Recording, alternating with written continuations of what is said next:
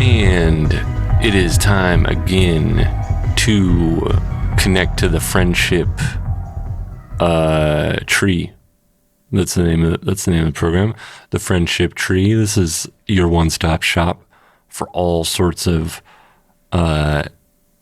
tree hanging fruit related organic gardening tips. We're gonna bring on Melissa, and Melissa's got a collection of new I don't know what that is.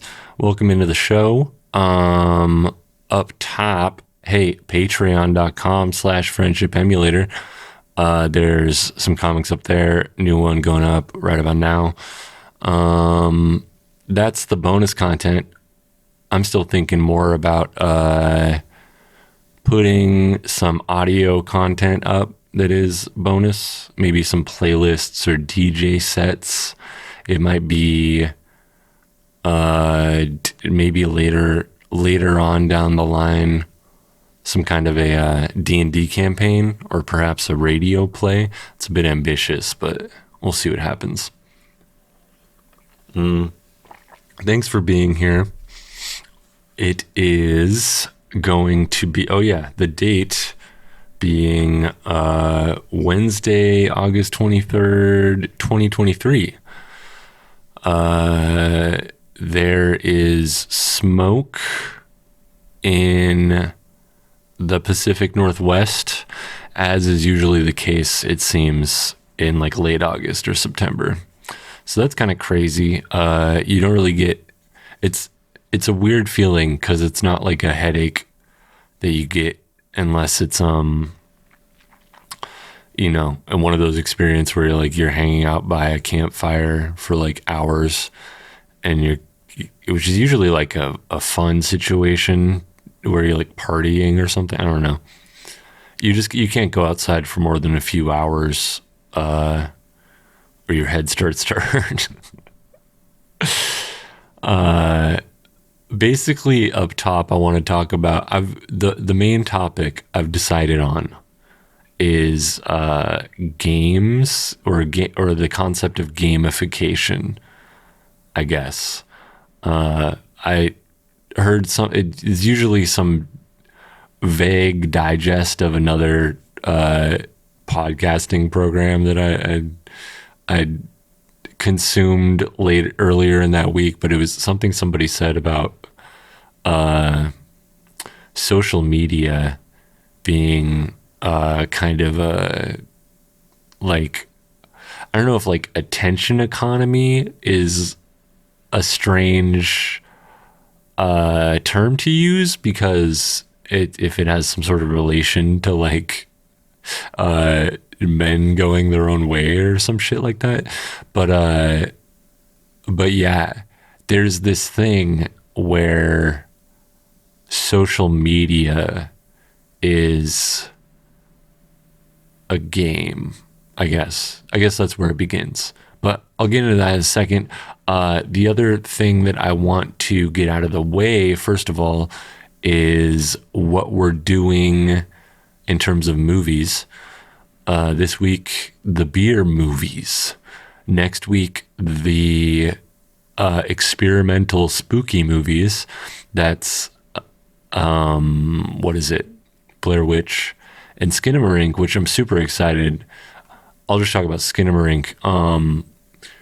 I'm expecting it to be a really enjoyable film for me. It seems up my alley because I'm not like an Infinite Jest person. I bought a copy of it once, but I've never read it. There's that guy Nausgaard who people sometimes compare to Infinite Jest.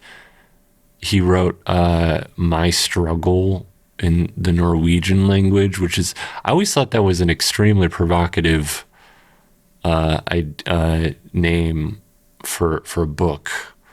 But I guess maybe it has something to do with reclamation. It has nothing to do with any references to any books of the same title, but he's just a Norwegian guy who like kind of documented every day of his entire life because he has like a weird memory like that. He's just a really vivid photograph, or what would you even call it? He has a really good memory. Remembers all the details from when he was like a teenager in his 30s or something. But Skinamarink is almost like the opposite, where I feel like those things works like those, and maybe Petscop, which, as anyone knows who like listens to this or watches Twitch streams with me, knows I love Petscop. It's like my shit. It's almost like it approaches a sort of minimalism from a point of maximalism, if that makes any sense. You deluge the reader with all of this crap. You deluge the viewer with I wonder if I was a film person, I would be able to come up with a film example of it. But with as much information as possible, in order to extract as little meaning as possible. I think that's like Nausgaard's thing. It's the way I've heard it described. But God, of course the trains start as soon as I start recording. It's fantastic. I wonder if I might have a little bit of an NPR voice, but I'm getting better at being bold enough to be a little bit loud in my room until moderately late. So yeah, freaking Skinamarink is the opposite of that, I think, maybe, where it approaches something large from a place of minimalism. It seems to be one of the weirdest, if not one of the weirdest movies, one of the weirdest horror movies to get a full distribution in theaters and stuff. It's like it has like an extremely small budget for a movie that appeared in theaters. Anyway, that's next week, and then the week after that, there's that Romanian flick, which I'll pull up in just a sec. Romanian flick, new wave. Romanian New Wave. Do I still have it up? Oh, we'll get there. Don't even worry. And then Killing of a Chinese Bookie from the American New Wave Cinema, and that is something that I know how to pull up right now because that's what I'm trying to do right about now. And I have it right here. And I want to make sure it doesn't make any weird noises. So the week after that, I'm going to continue on with this huge list of 250 new Hollywood cinema style films taken directly from Wikipedia. Now, Wikipedia, I don't know. Wikipedia rules? Wikipedia is cool. I should probably be giving money to Wikipedia as someone who uses it and appreciates it as much as I do. It's not like there's like a better source of information for a giant list of quote unquote new Hollywood cinema films, whatever that means. Again, I do kind of want to find a book about the history of American cinema with regards to like the golden age. That was something that I didn't mention last week. I was like, oh, that you got silent films and you got pre-code, and then it's new Hollywood all of a sudden. No, I mean, there was the whole golden age in between that. I don't know anything about that. We're going to spin the wheel right now, though, because 3 weeks from now, we need 2 brand new films to watch on the program. And here we go.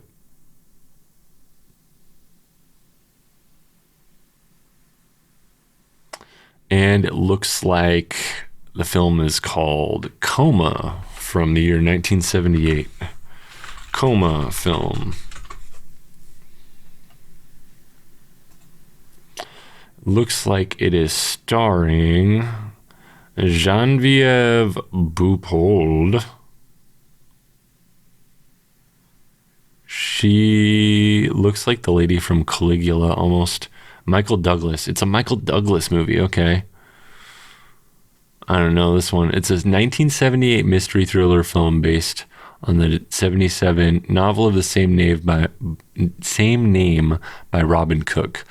The film rights were acquired by director Michael Crichton, and the movie was produced by Martin Ehrlichman for MGM.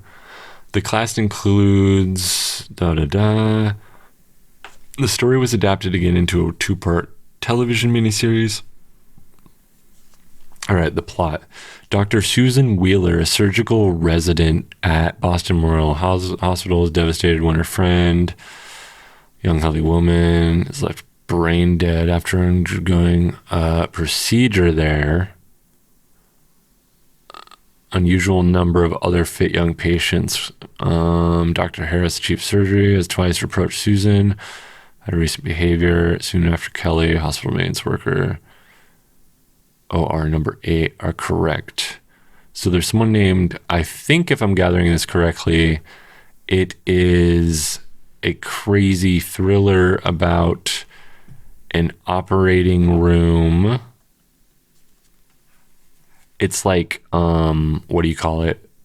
Soylent Green, but for just regular, there's no food element to it. I don't know. Coma. That's interesting. Michael Crichton. So is he the producer then? He's the director and screenplay writer. Martin Ehrlichman did what else? The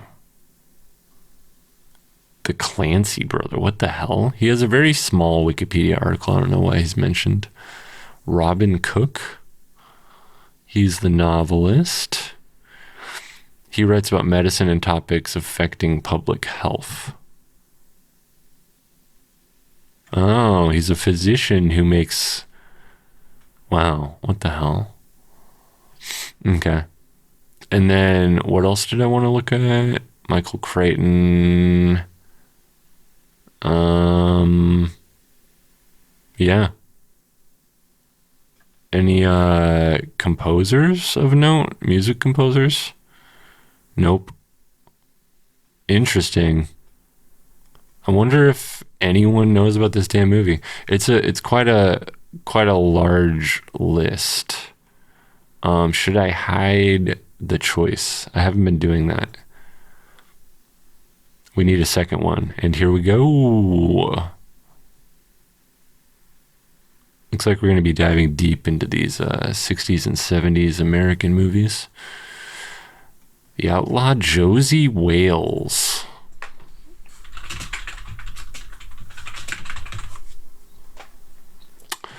Clint Eastwood. Let's go. Let's go. Will this perchance be my first Clint Eastwood? So what I've learned about Clint Eastwood recently, God, there was something about James Dean that I listened to recently, or something. Clint Eastwood kind of did more of a gritty. Clint Eastwood kind of fits into the gritty reboot genre, which is so prevalent and ubiquitous and freaking prevalent in our modern cinema, because he kind of took the cowboy genre in film and made it more, if not gritty, like alternative-ish, I guess. That's what I know about him. I've never seen any of his movies, though. Outlaw Josie Wales, 1976. Film set during and after the American Civil War. Directed and starred Clint Eastwood with Chief Dan George, Chief Dan George. Native guy. Coast Salish Band. Interesting. Speaking of the Pacific Northwest. Sandra Locke.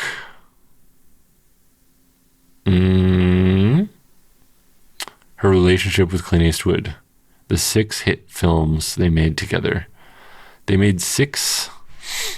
Bill McKinney and John Vernon. Film tells the story of Josie Wales, a Missouri farmer whose family is murdered by Union militants during the Civil War. Driven to revenge, Wales joins a Confederate guerrilla band and makes a name for himself as a feared gunfighter. After the war, all the fighters in Wales's group, except for him, surrender to Union officers, but they end up being massacred. Wales becomes an outlaw and is pursued by bounty hunters and Union soldiers as he tries to make a new life for himself. Let's see. It was also adapted from a novel, so that will be the theme that ties these two together. 2 films that were adapted from a novel, I suppose. But yeah. So, okay, on to the topic. Gamification. And this is like something that I've just sort of been thinking about for fun, like during the day. You get kind of bored when you have a shitty job. But no, it's gamification is like the way of the modern world, I guess. You hear about what is it? Okay, so Noam Chomsky and Naomi Klein wrote a lot about like the media and the way that linguistics, they're kind of like leftist nonfiction journo type writers who have I mean, Noam Chomsky obviously he's kind of a man of 2 talents because he before he became known as this political dissident, he was like a linguistic marvel. Like he sort of innovated new theories in linguistics that hadn't seen a shakeup in quite a great many decades. And some say that he is the founder of modern linguistics. Naomi Klein, not quite so much, but she wrote No Logo, which is, I think anyone who's like a hardcore Radiohead fan knows about No Logo, because it was a lot of the inspiration behind OK Computer. I read a little bit of it when I was like a teenager, I think, maybe like 19. But it's about how modern corporations don't function in the way that they used to, in the sense of having logos. I mean, she also wrote Shock Doctrine, which is, I think, similar to Noam Chomsky as well, the manufacturing consent stuff, because it's kind of like, it builds on manufacturing consent, I would imagine. I also haven't read that one, but what it's about is the modern media and the way they capitalize on disasters or something.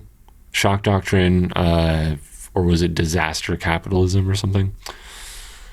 Anyway, I think that the game, quote unquote, like as a capital G like thing, like a freaking as a concept, it's the modern like product. It's an ephemeral thing though. It's a product that is ephemeral, but it is the product, right? In order to get clicks, for example, human behavior needs to be manipulated in such a way, if that makes sense. Does that make sense? A lot of talk about the singularity recently. There's one thing that I didn't realize about the writer's strike. is that AI can't create a good script from scratch, but some of these workers, and I think it might even be in some of the official documentation or like in some of the talks that they had, some of these workers are afraid that maybe the AIs wouldn't be used to create something from scratch, but to work upon their already existing work, which obviously is a thing for photography, right? The background actors thing. You heard about this background actors thing? It's kind of crazy because I don't know. It's one of these things that seems like sci-fi right now. If you're someone who's like still living in I don't know, the present, 2021, which is to me the present or some shit. I don't know. Does that make sense? Like, you almost have to be from the future in order to be from the present or something. But yeah, you gotta be on the ball. You gotta be playing a game, and that's what's making like all these companies money, particularly social media companies, for people who try to sort of get attention in this attention economy. Now, I certainly am not ashamed to say by any means that I went out there and I tried to stress test. I threw $8 in the Singularity disgusting machine in order to try my hand at a leisurely experience. Mostly I just got slightly less ads. It's all bullshit. All your viewership numbers, if you're like a lowbie, it's all bullshit, and it's just another expression of like the American dream. It's all fucking bullshit. But anyway, I was also thinking in terms of gamification, like why the why of it all? Like, why is social media a game? And I think it's notable that personal computers, at least in Japan, maybe not so much in America. I think maybe by the late 80s it was a thing. There was a lot of stuff where they were being used as word processors and other utilities like that. Personal planners and stuff. But really, as far back as like Pong era, the first and second generation of video games, computers were I mean, at least by common people, they were used for communication by like the Pentagon, the ARPANET. But that's like the Pentagon. Like, if you were buying a computer, if you were just a regular everyday person, you probably played, some text adventure thing on it way before you had some sort of experience, some sort of social experience, not that you couldn't. I don't know when email, I think probably around Netscape and stuff is when email became a big thing. But those computers were not connected to the internet back then. And I think the fact that computers were always used for games has something to do with like the whole UI aspect of it. And maybe that's why social media and all of these things that grew out of email and Yahoo news groups and Usenet or whatever sort of turned into I don't know. I wonder what sort of philosophy of design stuff is going on in Japan. If you know anyone who's a fluent Japanese language speaker who's interested in contributing to the show, this offer never expires. So if you're listening to this in months or years from now, hit me up. At least if I'm still making the show. We're going to get into the film section. I'll look up what that Romanian movie was, which I can't remember the name of it, but that's going to be 2 weeks out from now. Starting tomorrow, I'm going to look into these horror movies that I slept on, but Beer Fest and Strange Brew, not in that order. I said that last week too, I think. Strange Brew and Beer Fest in chronological order. Two beer movies that I've never watched before. And if you'll excuse me, I'll take a break because my tummy is rotten off of all of the goat pee that I drank. And that's a German tradition. I'm not German, but I pretended I was when I was drinking goat. No, I'm kidding. I didn't even drink alcohol for this. I don't really do that. Back after this break.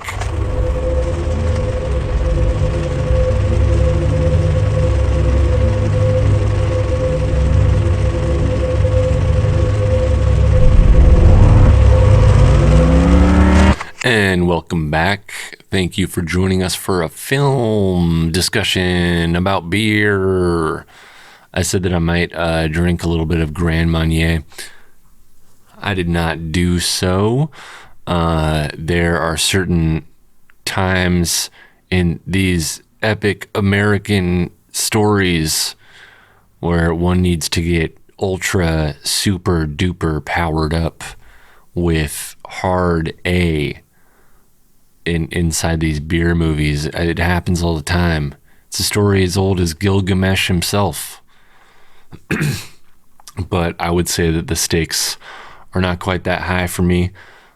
I'm just rambling. I found that Romanian movie. It's called, I think it's 4 months, 3 weeks, 2 days by Christian Munglu. I should probably keep a log of these things just to make super certain. But it seems to me like this is the first feature length, like big popular feature length film in this milieu of movies from Romania. I wonder if it's any good. Obviously the strategy here with learning about movies is to throw darts at a wall until some sort of cohesive picture comes along again. God damn, the trains are really going crazy today. We're just gonna roll through it. But yeah, so we've got 2 movies about beer, and the first is Strange Brew, starring Rick Moranis and Dave Thomas. Now, they are these 2 hosers. I think they say, I learned some other Canadian slang. It seems to be a really bad, or at least a really cheesy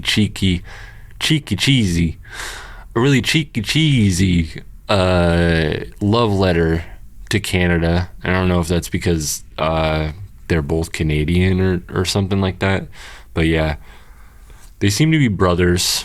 At least we learn that they're brothers insofar as they have the same... You never see their parents, but they're like sort of yelling at them. And it's kind of funny because they're like these 30-something-year-old loser guys living with their parents like way, way before that was cool. You know? Like way generations before that was even a thing. And to the point where I think it was like a novelty. They come home, they feed a beer to their dog. Their dad's like, I hope you didn't get the last beer. And the funny thing is that it's like an odyssey that like keeps on changing its like purpose and its goal. But at least the initial purpose is for them to, because they, it's really gross. They like put a beer in the dog bowl where like the food was, and then the dad's like, I hope you didn't do that to my beer, and it's my last beer. And they pour it out of the dog bowl back into the beer bottle with like all, or like into a mug with like all the chunks of, I'm like almost gagging just thinking about it right now. Chunks of dog food. But then they drop it on the floor. So like, yeah, you probably would have drinking anyways. So he's like, go get me some more beer. Yada, bada, bada, blah, blah. And they go to this building that looks like some sort of like it's out of like a 1960s, like British spy movie or something where there's like they go to the MI3 or something. It's like if you can imagine a airport that's been scaled down to like 1/50th or 1/20th its size or something. It's got like these beige walls and like a little lobby and then like a conveyor belt. And this is the beer store. I don't know if it's everything is just a joke about what people think Canada is like, but I guess that was a joke that Canadian beer stores are just this totally drab airport like environment with a little conveyor belt. So they're like because there's like a funny intro, we get a preview of this little scheme, this little con that the Dave Thomas character with his sketchy little weird eyebrow likes to play, which is to put a mouse inside the beer. And because for some weird reason they had spent the previous money that they had gotten for their dad, they have to get free beer. Basically, they have to get free beer. He puts a mouse inside of the beer bottle. He's like, "Hey, you got to give me a free beer," and everyone is like, it's very funny because it's almost like you're supposed to not be able to tell if they're just like being weirdly Canadian or if they're really drunk or both. But he's got a weird eyebrow and he talks really funny and moves the eyebrow around. Dave Thomas's character is almost like funnier than Rick Moranis in this, which Rick Moranis is like a legend, but like Dave Thomas is very funny in this. I like that little eyebrow thing he does. But yeah, he's like, we got to get this beer, and then it zooms in on like the beer that they can't get because the guy at the beer store is like, you got to go to the brewery. And this is like where Act 1 really starts to go off. There's this guy named Angus McInnes who I want to say he's the same dude who was in he had the like wooden foot or something in Happy Gilmore. He has a really funny role in this one where I call him colloquially the third hoser. The third hoser, because he's like the third musketeer. He's like the guy who you don't learn out until later that he's like an insane asylum patient or whatever. But yeah, basically they have to go to the brewery, and they reach this fork in the road where it's like to the right it's the Hooverville Insane Asylum, and to the left it's the brewery, and you have to go up this like big scary hill. It's almost like Dracula's castle or some shit, and it's actually kind of funny because it's like obviously a painting, but they keep on approaching it like it's a big building, but it's mostly like this big thing that says like Hooverville or whatever the beer company is called over the top. So they get there and they don't realize that they're in this weird situation. They're right behind this woman who I think she's just turning 18 or something like that. So she's about to take over the company, and she's the daughter of the fella who just passed away, who was the owner of the brewery. And there's like a weird power grab. It all sort of slowly reveals itself. But so they get there and all this crazy stuff happens, including they sort of like ram into her car in order to get her through. And they don't really know like why these two guys are there, and they're wearing these like hella Canadian clothes.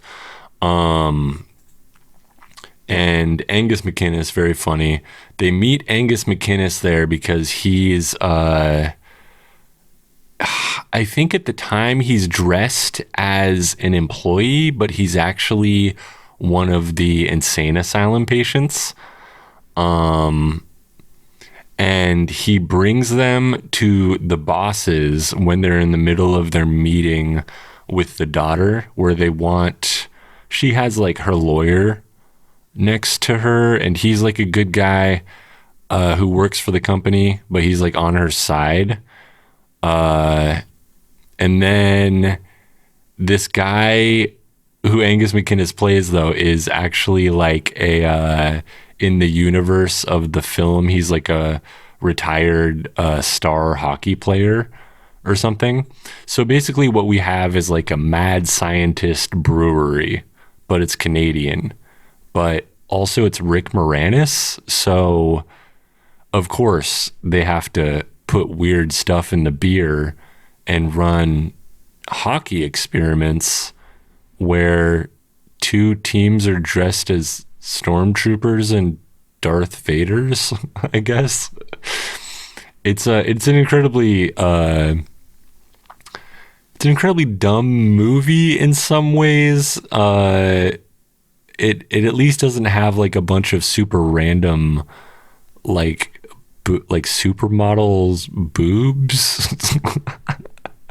Like in beer, we'll get to Beer Fest and some of the yikes stuff in Beer Fest, but that shit's very funny. It's the plot and stuff. Like, for example, in Beer Fest, the end of the movie ends in a freeze frame, and it's like well deserved. But at the end of Strange Brew, they're like, "Oh yeah, this is it begins and ends with these bookends of like them being in a studio and like they have to like get this beer, but also it's like connected to like the okay, so the reason they lost the $15 that they were going to use to get the beer in the first place because they handed out a refund to someone who saw this movie. It was bad. It doesn't really make a lot of sense. It's like breaking the fourth wall, and it's kind of funny in that way. But anyway, they call this guy the doctor, but we don't learn that he's the guy from the insane asylum until like the third act. And so basically what happens is like when they show up to the brewery, they get jobs at the brewery, but then they keep on doing these experiments. And they're going to run one of these hockey games while the daughter who's about to take over the company like is there to basically like sign the papers to like fire them or whatever. And the mad scientist guy is like, he looks very Australian. He's like ginger. I don't know. He's pretty scary. He looks like a Bond villain kind of. But yeah, some of the Canadian slang that I learned, by the way, is oh, that's a beauty. And oh, why don't you take off? Why don't you take off, huh? I thought it was funny. Oh yeah, okay. So they do end up in the loony bin around the second or third act. So all this stuff unravels with them being employed there and the experiments happening and stuff. And the mad scientist has like this new plan with his little lackey guy to like frame them for kidnapping with the daughter and her lawyer stuffed into these kegs. So they do that, and then there's this whole court scene where we learn that the mad scientist is a mad scientist, and then the two brothers get court ordered to go to the mad scientist's insane asylum, and they're hanging out there for a while, and then they got glass IV bottles in the loony bin, and all of the insane asylum patients who are like we learned that they're going to and fro from the loony bin to the brewery, like in a series of underground tunnels, but they're all dressed like I think it's supposed to be like One Flew Over the Cuckoo's Nest style, like they're in pajamas and stuff, I guess is like the sign of an insane person back in the early 80s. I don't know. But yeah, let's see. So basically what happens is the guy who originally owned the brewery, who died, was like trapped inside of a, what do you call it? Arcade machine that was in the brewery that makes an appearance early on. But he's like at some point becomes this like red flash of energy that like haunts the video surveillance system at the brewery or whatever. And it's like he's basically Videodrome, because by the end, all these guys, like, he knows who the good guys are. He has a consciousness, and he's telling the hockey player guy to go to the storage tank where they stuffed Rick Moranis' body. And so basically the whole thing comes to a climax after their, this court thing. They got in trouble because they kidnapped, but they're like declared insane. They go back to the brewery through the tunnel that they just learned about with the hockey player, but there's like all these fights. So Rick Moranis is stuffed inside of a beer tank with the daughter, and they don't know what they're gonna do. It's kind of like that scene in Star Wars or whatever with like the trash compactor. But I think there's a scene just like this in Beer Fest, but Rick Moranis then drinks all of the beer in the entire tankard, and then they open it up, and wow, he's a big balloon. And then there just happens to be a fire going on, which is like a big problem that caused by some other. It's a big problem. So the very end of the movie is Rick Moranis peeing out the fire, and the fireman going, wow, you really did that in 2 minutes. What would have taken us 2 hours? If you ever want a job at the fire station, come see us. And the entire thing is just filled with like the most ridiculous humor, like that dunder-headed bonkers. But yeah, he flashes storage tank 19, and they finally find it because it's 1983 and it's Videodrome. When did Videodrome come out? Let me check that out real quick.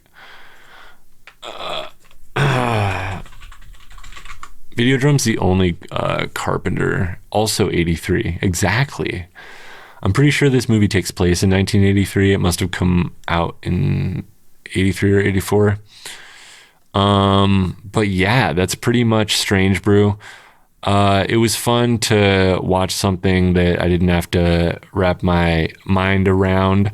My theory going forward, and we're going to get into Beer Fest here, if Strange Brew had been made in 2006 with a similar set of writers, it would be a much funnier movie overall than Beer Fest.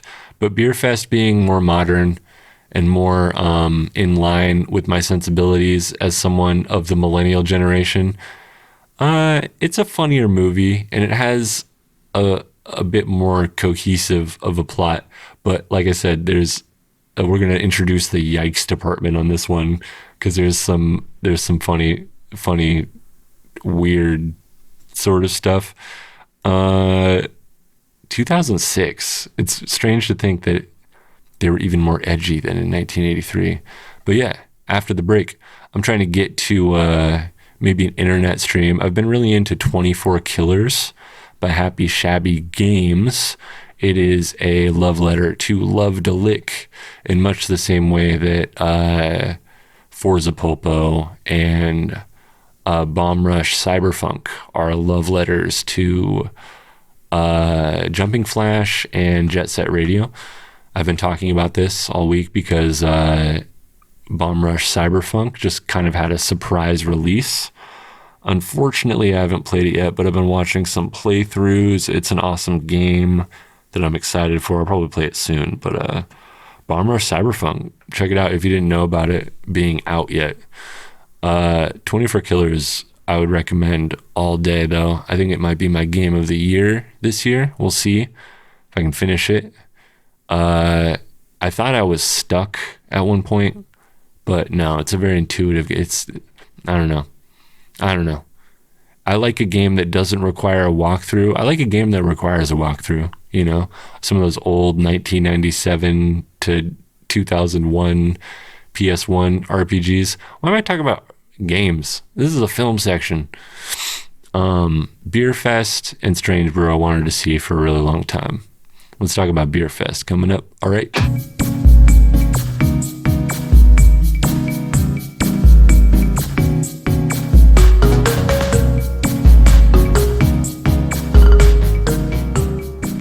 And so, another beer-oriented movie that I wanted to see since I was much younger and just haven't gotten around to it is Beer Fest. And I don't know, I thought maybe there was a movie called like Oktoberfest or something. I don't know.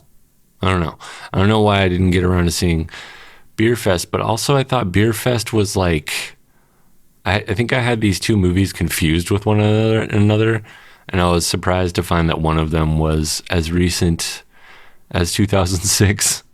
So basically, we have the opening scene is a drinking game between the two brothers who honestly are kind of like the least famous people almost in this movie.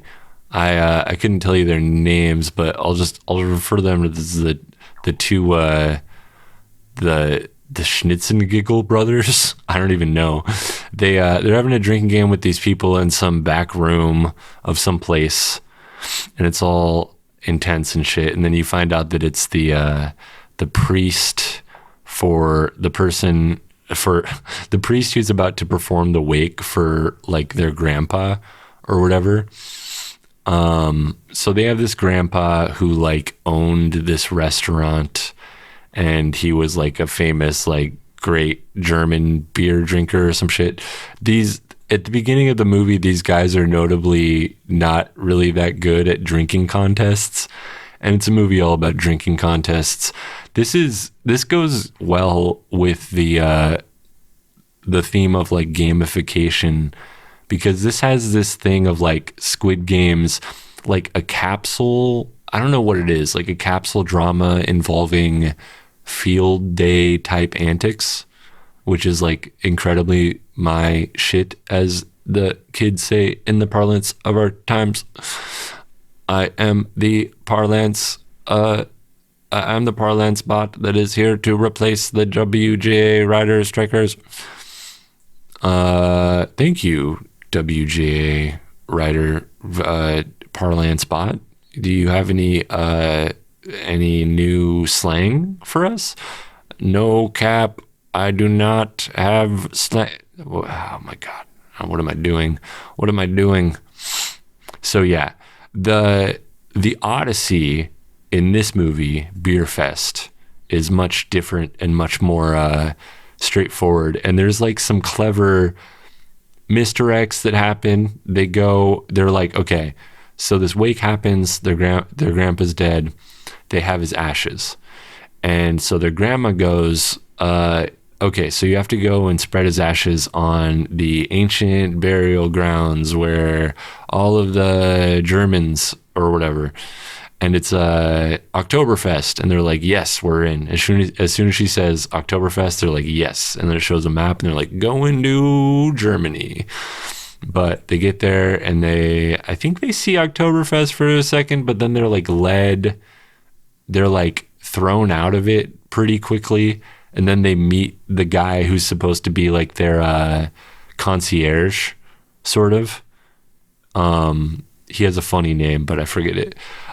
So he leads them to a place it's like the Beer Fest festival.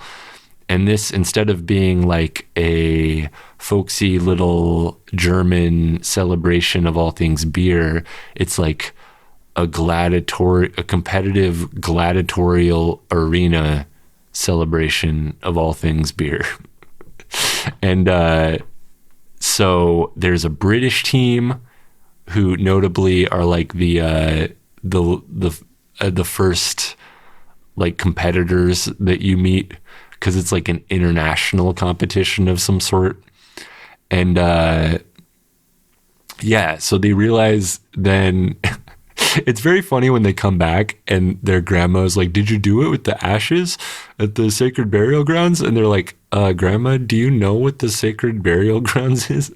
Because it's like this hilarious like cage match of like a drinking competition, annual drinking competition thing. There's a Das Boot, We got dueling grandpas, basically. Yeah, so the two brothers are like they're by themselves, but they get humiliated and the ashes get thrown on them, which is like a fucked up thing. So they come back to America and they realize that they have to assemble a team to go back and compete with them again and like regain their honor or whatever, because there's this accusation that their grandpa was a fraud and a thief who stole the family recipe for beer, and also his wife was a prostitute. And they don't say it in such kind words. So yeah, there's the actress Monique plays the maid of the family, and she's the one who does the double cross, who fucks everything up in the end. But first, the second act, they're training. They're assembling a team and they're training. And they have a guy named Finkelstein who they went to college with, who's like a scientist who works with like jacking off frogs. It's such a Broken Lizard. It's a very Broken Lizard style film. And then their friend Barry Sokolowski or some shit. He has like some really weird last name.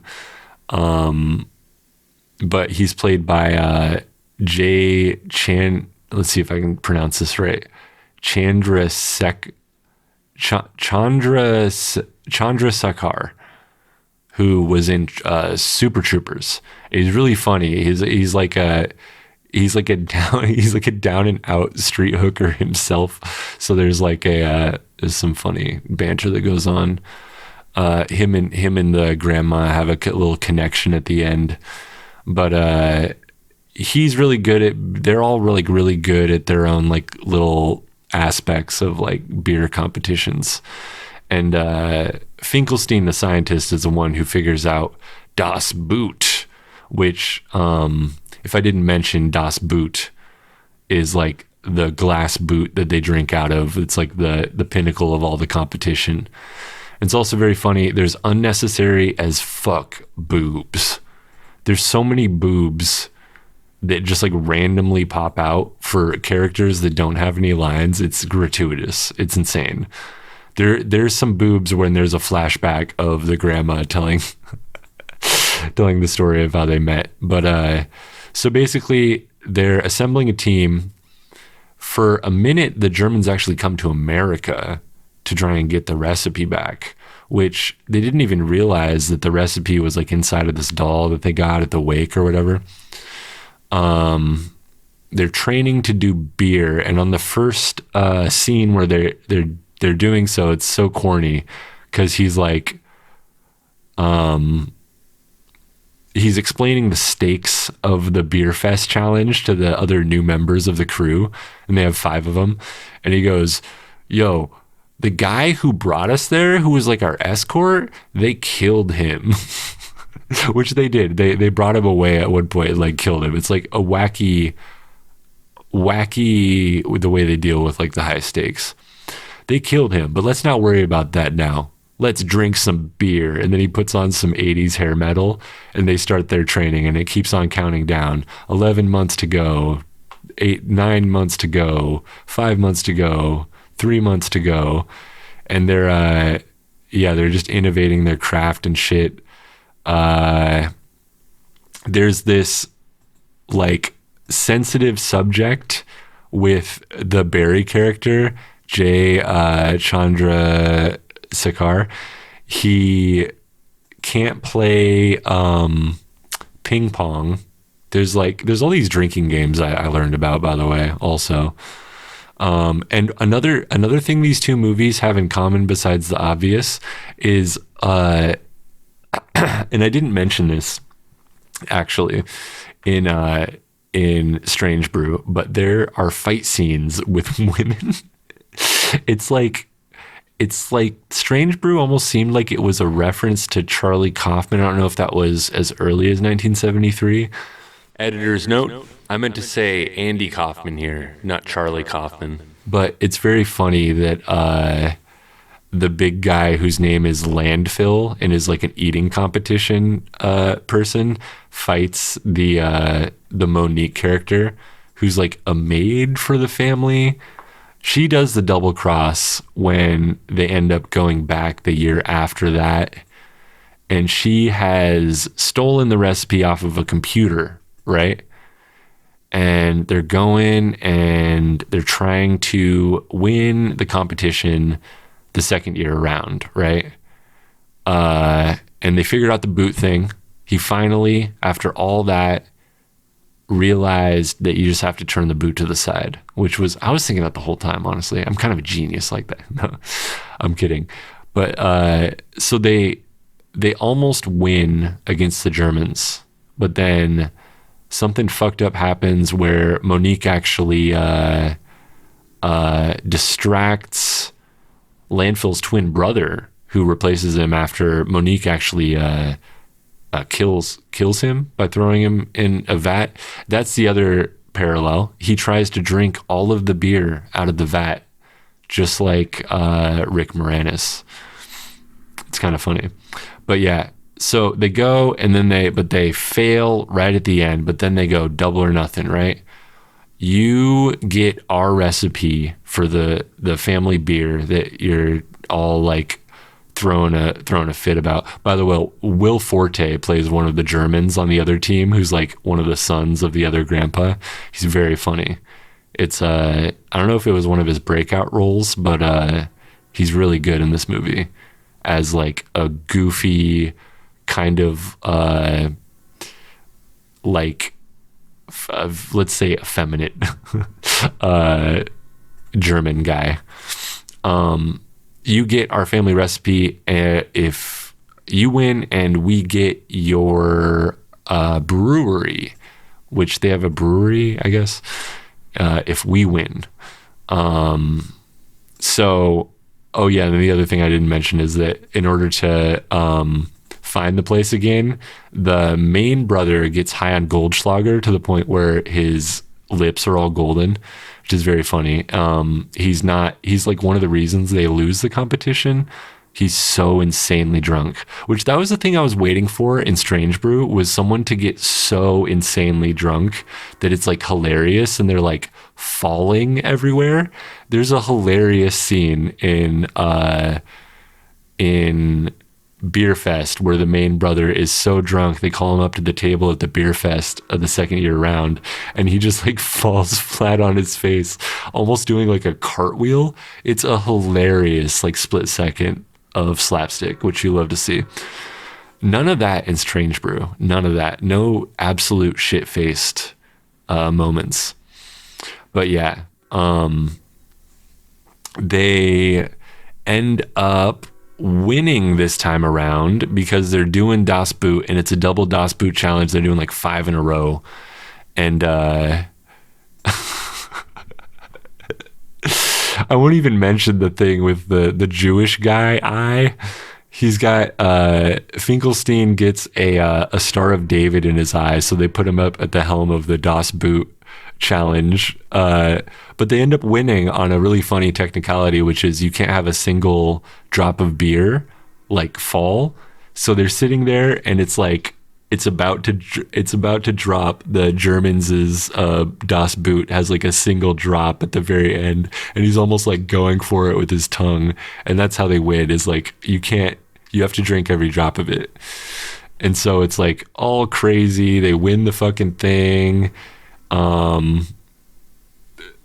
It's pretty funny. There's like in all the drama of the competition at the very end, there's a fourth wall break where the German grandpa on the other side is like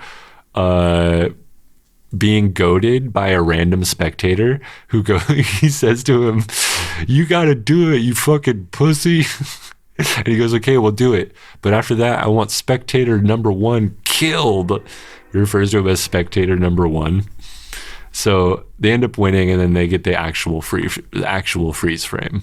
And not only is there an actual freeze frame at the end of this movie, there's like a pretty good set of bloopers and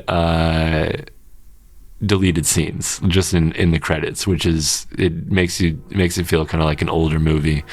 You know what I mean? I wonder when Broken Lizard started. Maybe that's something to think about for next time we add a couple movies to these. We'll see if maybe we can get back into a dialogue format where I'm just like sort of shooting the shit with someone. It would certainly be a lot less work for me if I could do that. But yeah, freaking Broken Lizard. There's a lot of random boobies, and as much as I love to see boobies, it's like I wonder if that movie even passes the dang Bechdel test. Not that you need kind of like a shitty ass movie. You know, Broken Lizard is going to be shitty, but I kind of want to see Super Troopers again after this, honestly. It's kind of laugh out loud. I had a lot more laugh out loud funny moments watching this one. So that's beer movies. I've been suffering from like a Charlie horse this whole time. Sorry if I'm a little unfocused, but I think I got my broadcasting voice on lock these days. Looking for freeze frames in movies from here on out. You love to see it. And not just in the 80s either, right? That's the moral of the story. Freeze frames, not just the 80s. Thanks for listening. That's it for our hour with each other this week.